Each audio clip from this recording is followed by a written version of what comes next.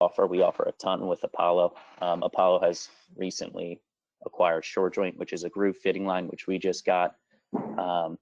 So we offer ball valves, anything from ball valves to groove fittings, to wrought copper fittings, press fittings. It's a huge line of products, and that's just a little breakdown of everything. So this is just a little video of our products that Apollo offers.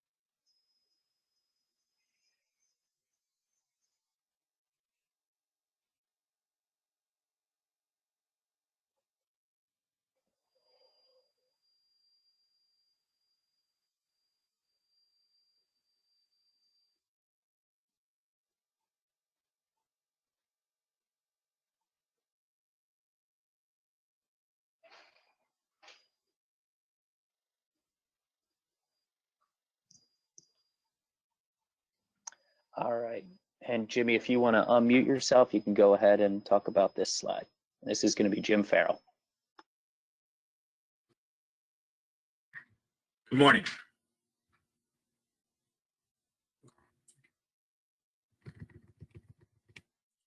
Good morning, it's Jim Farrell. I've been with Conroy Griese and selling Apollo valves for the last 25 years or so. So today, we're just going to kind of go over some of the products and where to use some of these applications. And more with Apollo, we're looking at more of a quality product where the products, when we talk about being a domestic product, we like to use that as a tiebreaker. If price is, sometimes the option or something like that, but because of the quality product. Apollo may be the only American-made product that actually meets all of the American iron and steel. The American iron and steel versus the Buy American is 51% and more to do it, versus on the Apollo, we pour everything that we make when it comes into our ball valves carries a 5-year warranty, and those products they can meet the American iron and steel, which means everything is done domestically with the exception of the nuts and bolts, which is something where we do the vertical integration. When Apollo talks about vertical integration, we're making everything in-house. So first we come out with the design of the valves. What kind of valves are we going to be using, whether it's a ball valve, a gate valve, check valves, backflow preventers, water pressure reducing valves. First we come out with design. We actually make our own tooling. We're able to make our own tooling because we want to make sure that we can actually control all of the manufacturing variables that come into place. With everything going on in the world, we try to source all of our products as domestically as we can. Even our own, the ingot that we make to melt all of the things in our casting foundries are all 100% domestic. What that gives you is, it gives you reliability of what the product is going to be going through there. Our scrap rate after we're checking the product is lower than 1% of where our scrap rate. And for a foundry, that's a pretty incredible thing that we're able to do that. We actually have our machining. The majority of our employees that are in there are actually machining the product, where we're making, we make the balls ourselves. The seats, we actually have a separate plant just for making all of the soft goods products that come in there, whether it's Teflon, multi-seal, super Teflons, ultra-high molecular weight, all the different type seats that are available. We can do those. right? All of our products are 100% tested and assembled at our plant.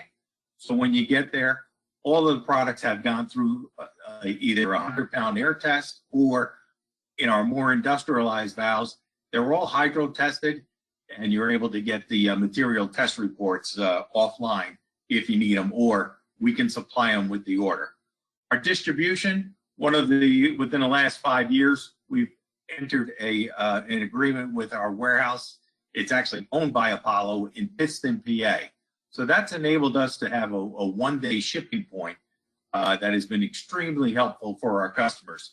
The only drawback that Apollo has, it's a $50 minimum. So any orders that you might need shipped directly to your customer, and they typically are going to go out in a day, the most 48 hours from that distribution center. So that's been a real major change for Apollo.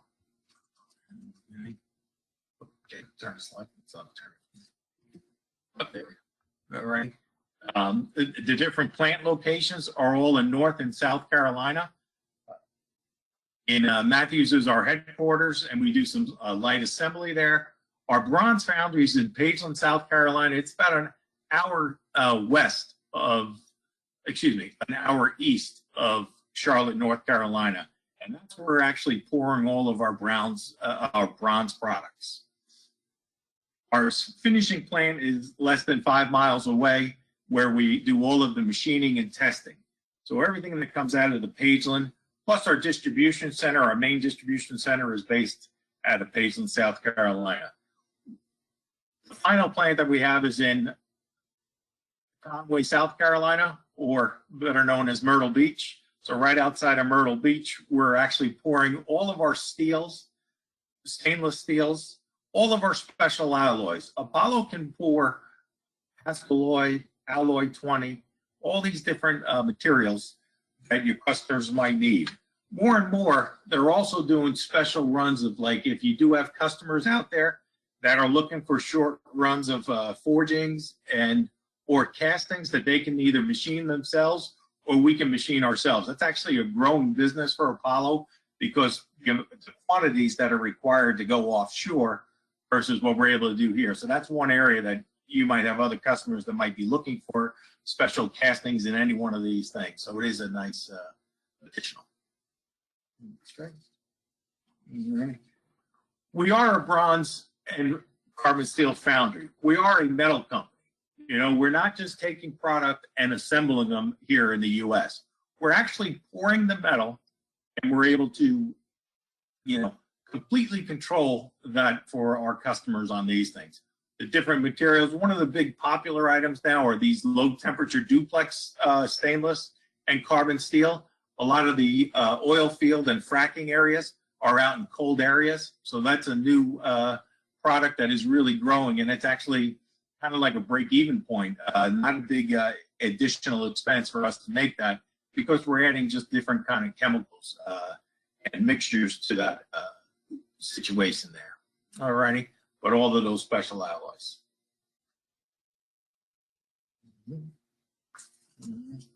Some of the advantages of being a domestic manufacturer, we can have competitive delivery times. Delivery times can be, for special orders, can run anywhere from, a few days all the way up to, 12 or 14 weeks. We can make up to 12-inch valves, primarily. Our one plant, the bronze, go up from 1/4 of an inch all the way up through 4-inch. And then our carbon and stainless go from 1/2 inch up through 12-inch. Mostly above 3-inch, you're going to go with Flange valves. Alrighty. But we're able to work closely with our customers.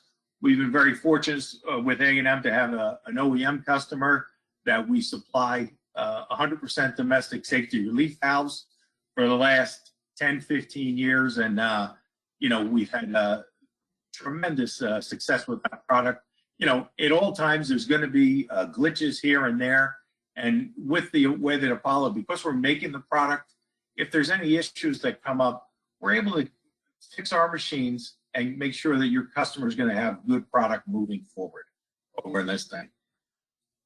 Apollo is consistently going to have high quality materials. All righty, that's our domestic ingot. We talked about an additional expense to do that.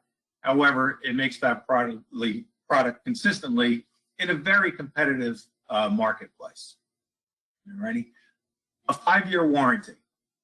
We will offer a 5-year warranty on all the products that we make domestically. It's a huge selling feature because we have very limited issues out in the field. When we do, if you do have problems, we're here to help you. We're local, we're here able to support you. All right. One of the things that we've come up with is in order to streamline manufacturing, the top works of all of our valves in carbon and stainless are now they all have the same top works. What that means for you is when you're going ahead and adding stem extensions, locking handles, and things along those lines, they're all the same throughout the line. So we're able to do that. When you're looking at actuation and automation, whether it's electric or pneumatic, we're able to make those brackets and everything consistently and low, we'll be saving cost on these things.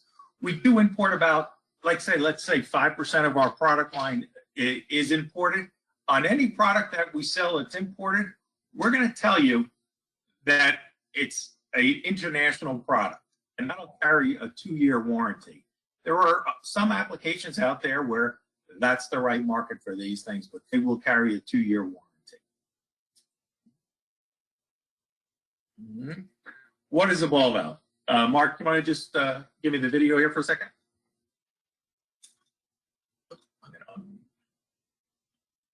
All right.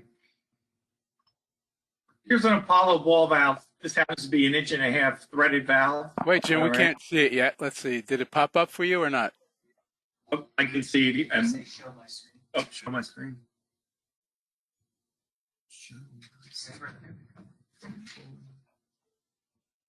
One second. Right there.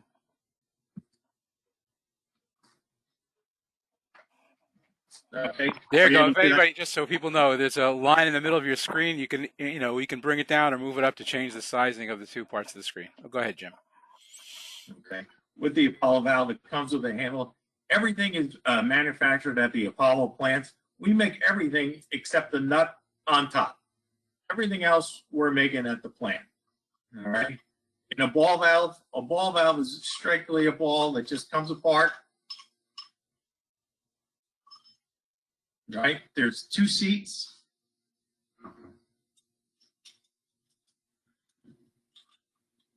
And the ball comes out through, which has the stem, which inserts into the stem. And then there's an additional seat inside there. All right. So just to go over some of the different characteristics of the ball valve, we can go back to the slide. Mark, you go back to the, there we go. Both are on the screen. Go back to the PowerPoint.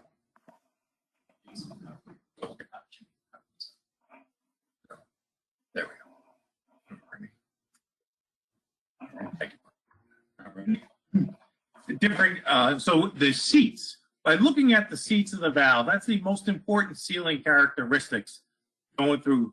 The Apollo seats are as thick as they possibly can be, so you can find the sweet spot to turn that valve off. A lot of the valves that are out there, there's a limitation on how big the seats can be versus how small the seats can be. Same thing with a gate valve. A lot of people, a lot of the ball valves have replaced the gate valves over time. So the gate valves they've never been a bubble tight shutoff. With the invention of Apollo came out with the ball valve in 1962, that they're able, now you're going to get positive shutoff with those valves. So it would be 0 leakage going across those seats. And that's the way the seats are made over this thing. So we constantly try to improve those things. The different types of seats that are out there, there's Teflon is really the primary one that's out there that's good up to like 400 degrees. There's a multi-seal, which is what some people refer to as super Teflon. That super Teflon now is actually, it's nice because it has some memory. So it'll actually go back and forth and it actually gives it a better seal. It'll also bring your temperature ratings up to 500 degrees. We see a lot of success in steam applications for this. Almost all of the valves that are used with Apollo are rated at 150 pound steam working pressure.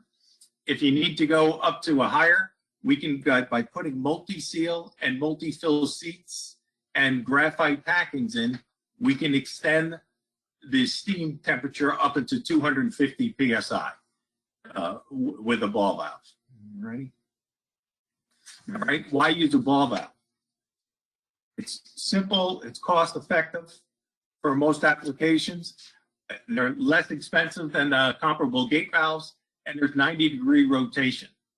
All right. So when you open and close that valve, you can put a less expensive actuator to open and close that valve, whether it's electric and/or pneumatic. Right. The handle generally indicates the operation of the valve, where the valve can be open and/or closed. All righty. The other nice feature is with the use of stem extensions now, with the new energy code requiring that all of the new cooling lines and heating lines must be insulated. It brings the handle of the valve would be below the insulation. So now you can put a 2 1/4 inch or 4-inch extension, which brings you up above the insulation, and the valve is able to turn 90 degrees. All righty. These are, different.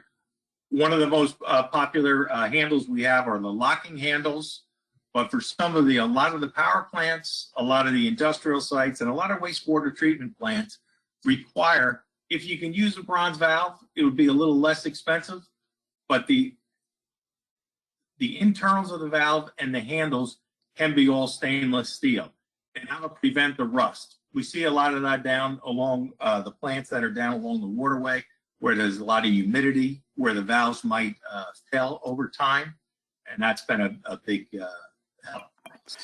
Jim, I have a question. Mm-hmm. Can a regular ball valve be used on steam applications? A standard ball valve can be used on steam applications. A standard valve is rated to 150 pound steam pressure. All righty. What will happen with that, we recommend using a stainless steel ball and stem for steam, because with a stainless steel ball and stem valve, we actually have self-relieving balls. So there's actually a hole drilled below the stem, and that'll allow to prevent when the steam is flashing back and forth, it's got somewhere to go into the body cavity that you're not actually blowing out the pressure over these things. We offer a steam-rated ball valve that has all of our valves have black lettering on it. Our steam valves have red lettering on there, so you can easily differentiate between the two. Some customers like to stock the stainless steel ball and stem as their steam valve because of the red writing, and they know exactly where it's going. And they can also, now they know which valves are steam lines going from there. So yes, you can use our standard valve. Typically, we see these valves in low pressure steam, different things like that, and they all work fine with the Teflon. A regular Teflon seat is good up to 400 psi. Okay. One thing about the limitations of ball valves, they're not supposed to be used for throttling capabilities. For the last 25 years I've been selling them, we do sell a handle that can go from 0 to 90 degrees, and you can actually use it for throttling service. The problem with doing it on throttling service at high temperatures is you're going to actually deform the seat over time, and you're not going to get a positive seal.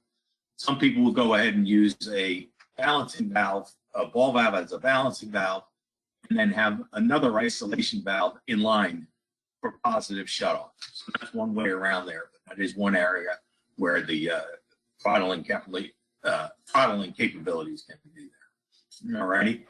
It's either open or closed, so it's very hard to control that valve, right? Freezing, the big drawback with a ball valve is the inside cavity of the ball when you shut it off and you actually have water trapped inside the ball or some kind of chemical, it's actually going to expand or contract inside there. When freezing happens, it expands and will crack the valve going across. We see that. Also with steam, we see a lot of steam applications where the steam, there's upset conditions in the steam lines. where you might get flashing or something like that. And we've seen it where there's wire draw actually on the valve itself going through there. The intent of the customer is never to have the steam pressure to be higher than what it is. But when there's an upset condition, those things will happen. And that seat will actually cold flow. And once it cold flows, it'll definitely, if you can open up the valve, but it's going to have to be replaced over on this thing. And the one thing we're seeing as more and more of these systems get tighter controls is opening and closing the valve slowly to prevent water hammer has become something that we just need to be very careful with, because more and more of the equipment that's out there is a lot finer and it won't have the water hammer and the shocking that's going through there.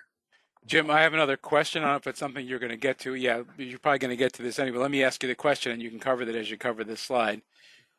What is the difference between a brass ball valve and a bronze ball valve? So maybe you can cover that. Looks like you're going to talk about that in the next slide. Yeah, we're going to talk about that when we go into some of the issues that we have with these things. All right. Apollo makes a cast bronze valve, and we also make a forged brass valve.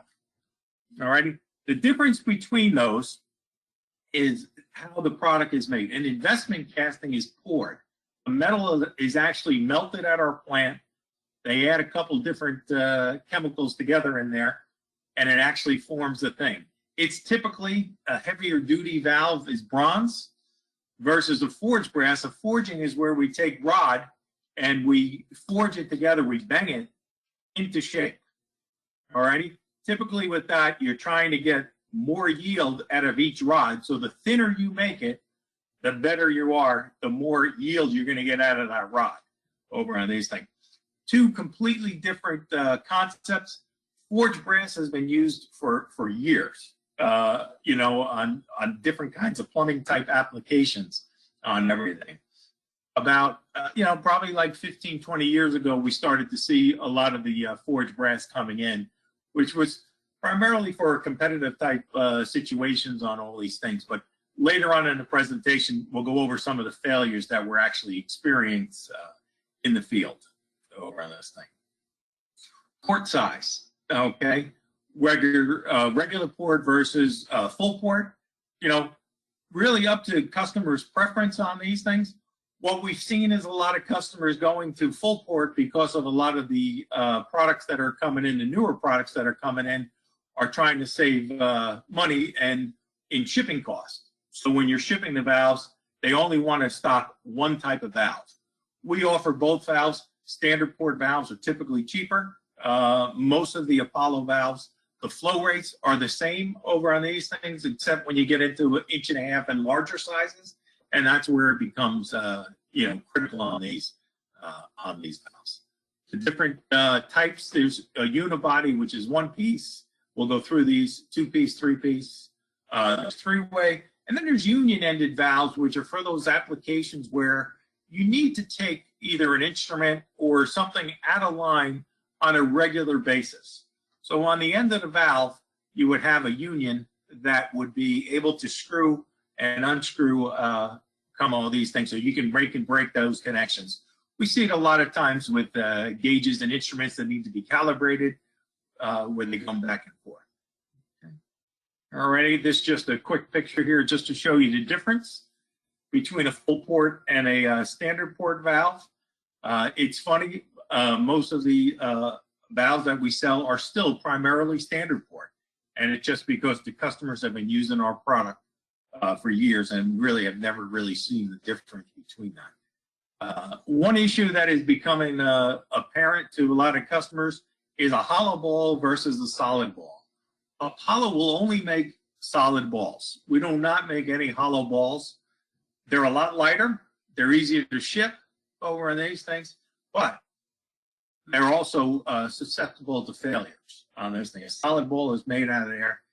The flow rates that you have with a hollow ball versus a solid ball, this is why that standard port versus full port is still, to us, is kind of a little kind of a crazy thing, because if you have an 1.25 inch valve or a 1 inch valve with a solid ball, you're going to get the same flow rate as you will with a hollow ball. With a hollow ball, you're going to get some disturbances in your flow rate. So you can see some of our competitors, their flow rates are a lot smaller than ours. And that's primarily for that thing. Also with a hollow ball, you know, if you have chemicals or different things going through there that might be corrosive, it's going to fail quicker than on a solid ball. All right, the different kinds of stainless steel handle trim and options on these things. One of the big thing on the service ratings, stem extensions are available and over these things. The other issue is potable water. When do you use a lead-free valve versus a leaded valve? You know, back 5-6 years ago, the Safe Drinking Water Act came out and they said that you must cannot have any more lead in the product on these things. You need to have 0.025 versus lead. Lead can be, when we pour at our plant, the lead products versus the lead-free, we pour them in 2 different shifts. They run 2 10-hour shifts a day, and for one 10-hour shift, they're running leaded, and the other 10 hours, they're running lead-free. The problem is you can't mix and match because just surface area will give enough lead that will fail the test. It's probably a 20 to 25% upcharge to use lead-free. So any heating applications, industrial applications that are not for potable water, there's no need to go to the additional expense of going to these things. Apollo makes about 60% to 70% for leaded products over on these things. A lot of the cheaper forged brass valves will be typically lead-free because they're only going to bring in one thing. Alrighty. When you're trying to help your customers, don't just look at the outside of a valve and come back to us and try to say, I need a 1-inch valve that looks something like this, right? Ask your customer, what is the temperature? What's going through the valve? What's the pressure? You know, is there anything we should be concerned with? Does this valve, you know, have a lot of failures or different things? All right, just going to quickly go through the different. This is a unibody design here, a unibody. The nice thing about a unibody valve is it has less leak points. There's no, the downside of a unibody valve is very small flow. But we do sell them to a lot of the refineries and different things, go into their gauges and things where they have a lot of vibration and things like that. So there are some areas where they do come in handy. Our 2-piece valve is probably our primary valve. The one in the upper left-hand corner with the blue tag, that happens to be our lead-free, and that's one of our forged brass valves versus stainless steel, carbon steel, and bronze. All right.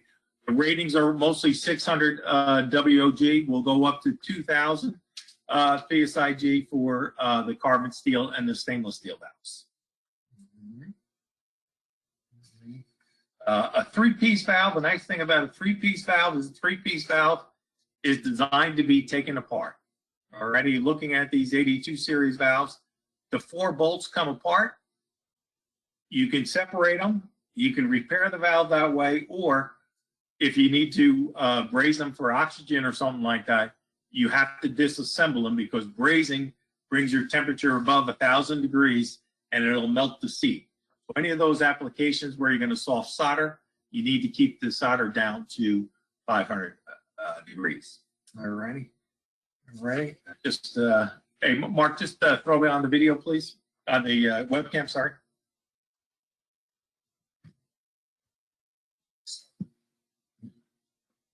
All righty. Some of the 3-piece ball valves, this happens to be one of the 3-piece ball valves. The nice thing about a 3-piece ball valve is that the valve actually has the bolts that come out here and it actually swings apart. What this gives you, this happens to be a stem extension that has, would be above the insulation, but as you turn it, there is no movement that would get caught on the insulation. This has become a very good product for us over on these things, especially with actuators, because every once in a while, every one of these valves, there's packing adjustments on top that need to be adjusted from time to time as the temperature swings go up and down. So you're going to see a lot of these things going through here. Woo.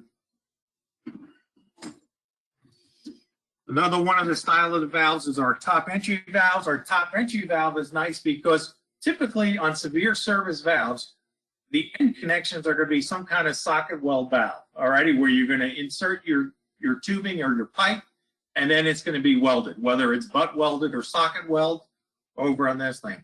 But the nice thing about a top entry valve in upset conditions, years ago we had a local dairy that cleaned every single truck with high pressure steam. There was a nozzle inside of the hose that would open and close thousands of times as it was cleaning out all of these things. And the valves would open and close all the time and would wear out the seats after, you know, months of service. And so what they were able to do is take this valve, you take off the top piece comes directly out, and you can replace the stainless steel ball and seats that inside here.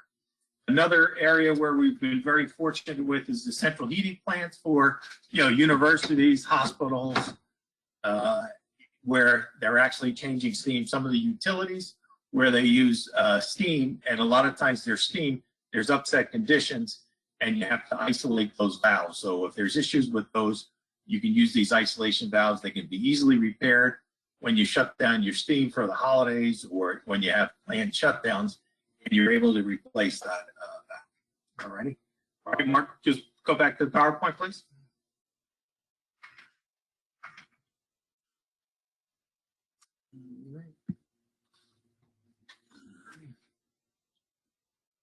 All right, and that's where this, you know, shows you a true swing out of how the valve can actually be repaired over in these things. You know, people are still repairing valves, especially where they have a lot of problems with the valves. So you're able to get, because we're a domestic manufacturer, you can get replacement seats and seals at a limited upcharge from us. We're able to send out packing and everything like that. All right. One of the newer products that we've come out with is integral pipe pups. These are for all kinds of power plants, high temperature. A lot of incinerators, we're seeing a lot of incinerators being installed where the air that's going outside, they want to control the contaminants that are possibly going out there. Food industry is using these things where they're taking the temperatures of the air and burning those things up at around 1,000 degrees to kill any of the outside before the air is exhausted outside the plant. So these are nice because at those high temperatures, you're going to have to either socket weld or butt weld these valves. They're integral, where we're saying integral. We're actually pouring that whole end piece together as one piece.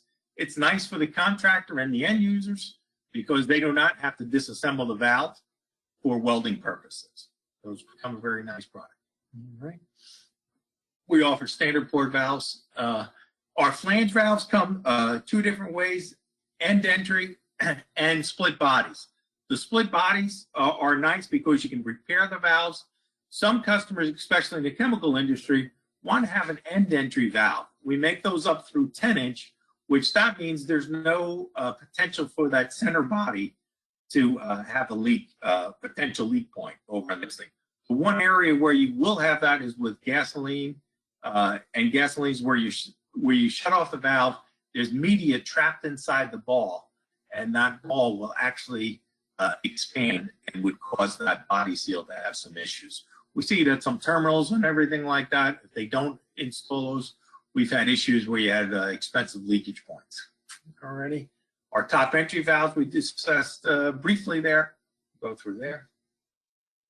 Alrighty. One issue that we actually see a tremendous amount of thermal expansion. Why do we get involved with thermal expansion? It's because copper tubing has a way of expanding. As we're seeing temperatures rising for more efficiency, a lot of these new efficiency boilers and things like that are ramping up the temperatures very quickly and cooling down when they don't need it to save energy. But what's happening is you've got a lot of pipe movement going back and forth. So I don't care if it's stainless steel, carbon, or copper, pipe is going to increase as the temperature grows. All right. Here's just an idea of just how much growth you get in 100 foot of pipe. when you get thermal expansion, you add additional heat. So you can go from even as, a 1/2 inch all the way up to 2.5 inches when you're using steam up at higher temperatures. So you need some way to prevent and to have some kind of expansion joint or product in there to prevent the growth, because if not, we find that the valve is usually sacrificial lamb, that we're actually going to be the one that has a problem, that we're going to have an issue. All right. So these things, it doesn't matter what the size of the pipe is, you're still going to get growth. No matter what, there's growth in that pipe. So large pipe and or small pipe, you can have those issues. One of the other products that Apollo has come out with are the butterfly valves. There's really 3 types of butterfly valves. A resilient seated, which is a rubber lined valve, and that's good for all kinds of industrial type applications, water, different things like that. Just be careful that you need to, EPDM is primarily the seats that's used, but BUNA, anything that has some kind of oil or a petrochemical type product, it will swell the EPDM, so you want to use BUNA seats. So we have those ranging in size from 2.5 all the way up to 36 inch. A high performance butterfly valve is for steam and higher temperature type applications. These come with Teflon seats. They're very similar to a ball valve, where they have some memory in the seat where you can use them up to about 450 degrees. Alrighty, and then the third one, which Apollo doesn't offer yet, is a triple offset valve, which is for high pressure and 0 leakage. That valve's becoming more and more used in the utilities, power plants, and some oil field type applications. We're seeing those. So that's a new product line that's coming down. Alrighty, those are the products. Actuation, whether it's pneumatic or electric, are available throughout the whole thing. More and more companies, it might cost you, say, $2,000 or $3,000 to put an automated valve on a large valve. However, the amount of cost savings are tremendous, because people don't have to walk out to the plant. The one thing I caution is sometimes these actuators will fail in the field. So you need to have some kind of mechanism in there that you can open. So whether it's a pneumatic valve or electric, just make sure you have a manual override on these things where you can go ahead and turn the valve. All right. All righty. The question is, what valve do I use? Right? Ask your customer. All righty. Let's find out what the media is going through the valve. Clean valves, is it some kind of clean? Is there any slurries or solids in there? We're seeing a big uptick with liquid gases, a lot of kinds of like propanes, LNG gas or something like that. They're great valves, great for a ball valve, except you have to be careful because there's a lot of expansion and contraction in those valves. So you need to go to some kind of vented ball over in this thing. The different kinds of seats we offer, right? We have a lot of different seats that we can offer. Teflon being the primary one, ultra high molecular weight seats, which are good for any of the nuclear power plants. We sell them to a fair amount of those. There's also all kinds of metal type seats and different things for high temperature. With our top entry valves, we can go up to 1200 degrees F. So we're able to use those in all different temperatures and everything. With the top entry, there's thermal expansion that goes on inside of the valve. So as you go to these higher temperatures, you also have to be careful that it's not going to be bubble tight. And we just need to ask your customers what kind of, what's their expectations of leakage. And when we say they're not bubble tight, we're talking about bubbles of water going through the valve. So most companies will allow slight leakage on the high temperature stuff. So they're able to isolate the valve and then put some kind of blind flange on and then work on downstream of the line. So that's becoming that. But the temperature of the media is very important. And the other thing, especially when it comes into actuators, or when do you use a gear operator? Any valve above like 200 PSI, it is almost impossible to turn it by hand. So any of those applications where you have a lot of torque going on the valve, where you're not using an actuator, Install a gear operator on top of the valve that it can open and slow. It'll help you because it'll open slowly. So it'll allow the higher temperature type medias to open slowly. And you want to, even if you're using a manual valve, you want to open that slide, 10-degree increments until you get the full open in order to do that. All righty. All right. We're going to go back here to the bronze versus brass. This is one issue that we're seeing a tremendous issue in the industry in commercial construction. Cast bronze, copper is 80% copper. Tin and lead is 2.9 and 7%. They're lead free, it'd be 0.025. We use bismuth in place of lead for ours on this thing. But forged brass, if you look at where the forged brass, there's 59% copper, right? The iron and lead is minimal. However, the zinc is about 38%. All right. What's the benefit is cost savings. All righty. There are some definitely, you could get forged brass valves that are 3 times the cost of cast bronze valves in certain industries where they use in shipbuilding and things like that. But in order to save costs, the forged brass, our valves have the same issues as other companies do. It's the product. It's not how you make that valve, right? So one of our things is why you use bronze, right? It's dezincification resistance. There's very little zinc in there that is going to cause any. One of the biggest issues we're seeing is stress corrosion cracking. What stress corrosion cracking is, the valve is actually splitting in half.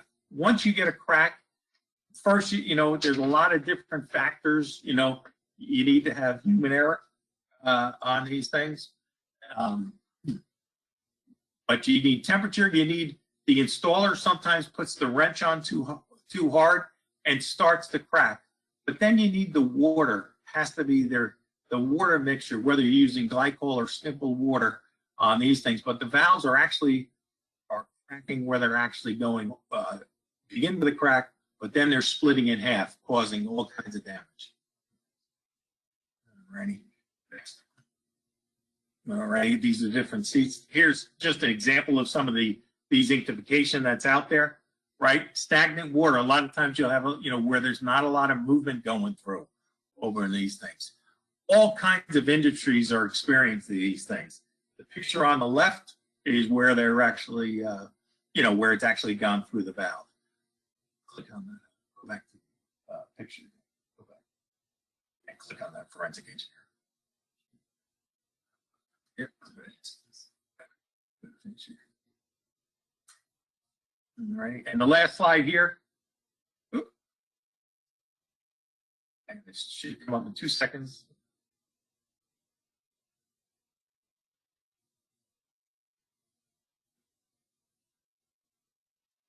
Go right to the next page. All right. This picture here in the lower here, go up a little further. See these pictures here? That's one of the issues that we've experienced at a local department store. We've experienced a valve that leaked for 13 minutes and caused damage to 3 floors. That's the difference between brass versus bronze over on these things. All righty. Any questions? Sorry, kind of ran over time here. All righty. Just remember to look outside of the valve, look at the design and the materials, and we're here to help you if we can help you. Okay. Thanks, guys. If there are any more questions, I can take any other additional questions now. Again, while we wait, I'll remind everybody again, I will be sending out a copy of the PowerPoint presentation and with a link to the recording, which will take us a day or so to get up on the website. And so that way, if you want to review it or you have a peer that you think would benefit from it, they can certainly go back and listen or look at the slides.